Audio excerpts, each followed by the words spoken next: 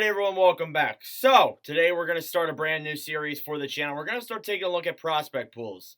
And I figured I wanted to do this because, you look at every year, like there's new prospects that come in, there's new prospects that graduate, and there's a lot of prospects that don't get too much light because, of course, people don't look into that stuff or they just don't get enough recognition because they're not a Connor Bedard level type prospect. But I do want to start doing this because it not only helps enlighten you guys, but it also enlightens me on prospects and guys that I don't really know, and it lights me more on prospect pools. It just makes my knowledge better. And I figured why not post it on the YouTube too, so you guys can see, what the prospects are for your favorite team. We're starting off today with Edmonton. And I'm not going in any particular order. I just kind of did a randomization. I spun a wheel, and this is the team that I got for today. So we're going to do Edmonton. How I did this was I got 3 forwards, 2 defensemen, and then 1 goaltender was kind of how I wanted to do this. And then I also had a section where there was like other prospects too that I just shined some light on there as well that are in the system. But these are the main 5 guys that I profiled. So we'll start off with this Gabriel Bourgault. And Bourgault with me is one of the interesting prospects. He's most likely the best prospect in the Oilers prospect pool. And that goes to show something because they are pretty shallow in the prospect pool. There's really no denying that whatsoever. But Bourgault is a center from Lisette, Canada. I'm probably saying that wrong because it's a Quebec city, and I'm American, so apologies. He's actually 6 foot, 172 pounds, so he's got the average NHL size there. He won the QMJHL championship in 2021, 2022. He was drafted 22nd overall in 2021 by the Oilers. And this past season with the Condors, he played 62 games, had 13 goals, 21 assists for 34 points. Now, I've seen a lot of things. People would say, "Oh, that production's mediocre in the AHL. You should be having double that. You should be having point per game." But it's not unusual for a guy who's actually, I think, in his first season in the American Hockey League. So really, I don't think that's that bad of a stat. It's just going to take some, and this is what people don't understand with prospects too.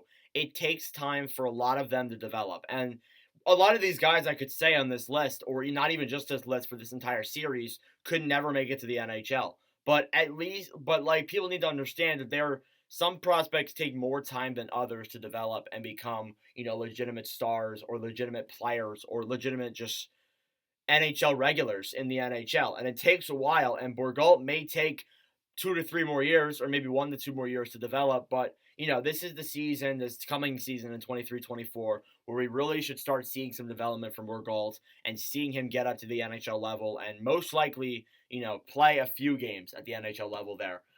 He's listed as he has evident offensive skill, but he does need to bulk up on his frame. He has a lack of physicality and aggressiveness when it comes to his defensive side of the game. Of course, 172 pounds is not going to fly. You need to get up to like the 190, 210 range or somewhere around that. You need to get more bulked up, or you're just going to be like a guy like Cody Glass who gets knocked off the puck so easily. And that just won't work for you. But yeah, if Bourgault can work on that, he could be a legitimate, middle 6 forward or someone like that, maybe a bottom 6 type player, because he's listed as probably one of the better prospects in Edmonton, given he doesn't get traded for Travis Konechny. Don't take Konechny from me, please. But yeah, Bourgault, I like a lot. Probably the best prospect in Edmonton right now. Another guy is James Hamblin. James Hamlin's a left wing / center from Edmonton, Canada. So he's a hometown guy. He's 5'9", 176 pounds. So he's in the same range there as Bourgault in some way. He was a WHL first All-Star team in 1920. He was actually undrafted, but he got signed by the Oilers. I believe a year ago around now, if I'm correct. I might be wrong. But he played 10 games this season with the Oilers. He did have 0 points, but he's starting to take that next step. He took 10 games this past season. Next year, he'll probably play half a year. He'll probably play half a season, probably play 40, given there's no injuries, and then play the rest in the AHL. That's honestly the path that I think he would take. And with the Condors, he played 52 games, had 10 goals, 18 assists for 28 points. So he still had a pretty solid, second season, with the Condors, and is playing well for a left winger. He's more of a sleeper prospect that people are profiling him to be. He deserves more attention. He's produced in the AHL. He's impressed in camps. He's got good speed, forechecks hard. He has good offensive upside as well. So Hamblin could be hyped up like, a player that could come into the Oilers next year and play more games. Definitely will. It takes a while, again, for some prospects to get there and develop, but Hamblin did start playing in the NHL this past season, so I would expect he'll play more games next season for sure, given there's no, freak injuries or anything like that that happens, which, those things do happen. It's very possible. But yeah, James Hamblin I like a lot. He's starting to get on that development path, and if he's impressing coaches, he could be on an opening night roster. But of course, we'll find out. Carter Savoie, and you might be wondering, yes, he is related to Matthew Savoie of the Buffalo Sabres. Savoie is a left wing from St. Albert, Canada. He's 5'10", 192 pounds. He won an NCAA chip in 2021, 2022, and he was actually drafted 100th overall in 2020. So he is one of those players from the 2020 draft. He's played 44 games, has 8 goals, 3 assists for 11 points in that amount of time. Of course, he has just come over from Denver, which is the team he was playing on, because he just came back from winning a Frozen Four championship. He has some stuff to work on, definitely. There is something that I've seen when I've been reading articles about him. He definitely has stuff to work on. He needs to work on his defensive game. If no offense, he produces little else. That's really all I've seen. He needs to work on his defensive side of the game, be better defensively, be better physically, and all that stuff. But he can be a solid offensive forward for Edmonton.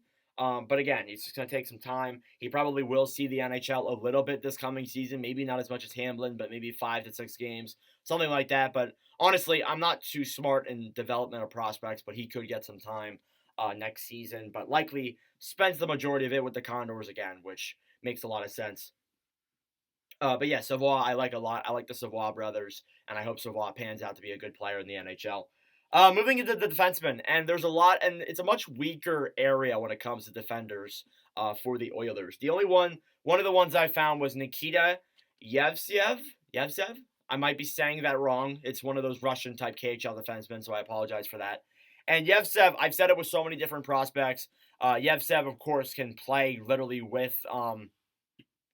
literally plays with men in the KHL, so he has that role there too, where he has that experience of playing with older guys.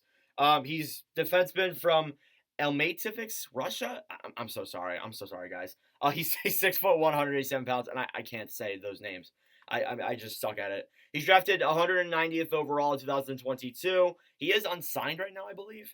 But he did play 48 games in the KHL, which is something that is pretty good there as a rookie heading into the KHL. And put up 5 goals, 2 assists, 7 points with AK Bars Kazan.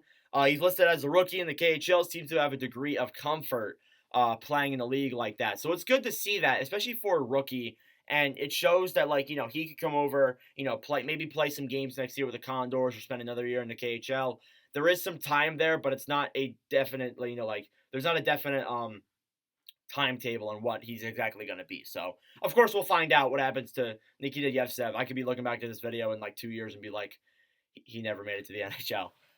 Next up, then, I have Max Wanner. He's from Estevan, Canada. He's a defenseman as well. He's 6 foot 385 pounds. I believe he's actually the tallest guy we've talked about so far. Yes, he is. 6 foot 3. He was drafted 212th overall in 2021, and he had a pretty good year with the Moose Jaw Warriors, putting up 44 games played, 8 goals, 22 assists, 30 points. That's great for a defenseman. And he was a guy who was, he started playing with Moose Jaw during the bubble year or the COVID type year. And that's still, and we're still at that era where it's still messing up some prospects. And, these guys are still trying to battle through all that. But he played in the bubble roster with the Moose Jaw Warriors, has a solid two-way effectiveness, and likely will make the jump to the AHL next season. That's what I would imagine happens. I'm not entirely too sure. That's just me talking out of my butt. But honestly, I think he could make the AHL jump next year and start playing games in the AHL, start developing well for the Oilers. Could be maybe a third-pairing defenseman. I doubt he sees the NHL next year, but he could be a solid, top or second-pairing, top-pairing defender with the Condors if he gets there. But yeah, Max Wanner, one of the guys that I'm excited about. And goaltending, honestly, when you think about it, they got Stuart Skinner, so they don't really need a starter, but the backup role is always up for question with Jack Campbell and all that stuff. There's Oliver Rodrigue, who is playing in the AHL with the Condors. He actually had a solid year. He was born in Chicoutimi. He's a goalie, of course. He's 6'1", 174 pounds. He won the Hlinka Gretzky Cup in 17-18. He won the WJC 20 in 2019-20, and he was drafted 62nd overall in 2018. This past year with the Condors, he didn't play too much, but still played about 29 games. Had a 14-14-1 record, a 2.77 goals against average, and a .912 save percentage. Not that bad. It could be better, but it also could be worse. It's not the worst stats in the world, but a .912 isn't too bad. And of course, the Condors aren't a team that's like amazing in the American Hockey League, so they're not going to be a powerhouse team. So I'd say a .912 is not too bad. And he's listed to likely be the starter next year for the Condors, so he will get that opportunity to develop even more. And again, goalies with their timetable, they're so confusing. So he could make his NHL debut next year, or he could make it in 2 years. We really do not know with goalies.